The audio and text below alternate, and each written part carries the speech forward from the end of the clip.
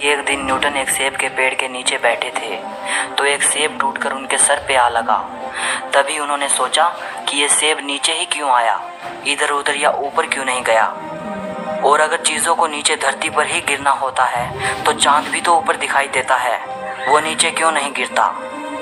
तब न्यूटन ने सोचा कि ज़रूर धरती में कोई फोर्स है जो चीज़ों को अपनी ओर आकर्षित करता है, और यहाँ से न्यूटन को ग्रेविटी का आइडिया आया।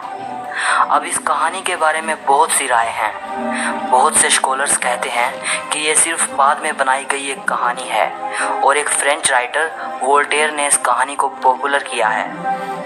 बहुत से स्कॉलर्स कहते हैं कि ये कहानी सच है, लेकिन सेब न्यूटन के सर पे नहीं बल्कि उनके आगे गिरा था।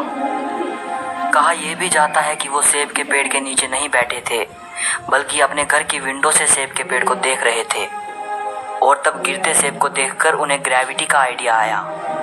अब ऐसे भी एविडेंसेस मौजूद हैं जो इस कहानी को सच साबित करते हैं। ज़्यादातर स्कॉलर्स मानते हैं कि न्यूटन ने इस सारी घटना को अपने ही समय के एक वैज्ञानिक और लेखक विलियम स्टुकली को बताया था। विलियम स्टुकली उन सबसे पहले लेखकों में से एक हैं जिन्होंने न्यूटन की लाइफ के बारे में लिखा है।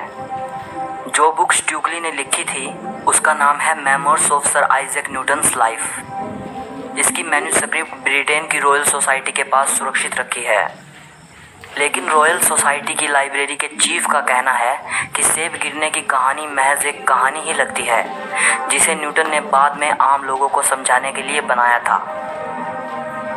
नंबर 19, एप्पल कंपनी का जो सबसे पहला लोगो था उसमें न्यूटन की तस्वीर थी। इस लोगो में न्यूटन के उसी पल को दिखाया गया था जिस पल में वो एप्पल ट्री के नीचे बैठे थे और एप्पल उनके सर पे आ गिरता है और उन्हें ग्रेविटी का आइडिया आता है।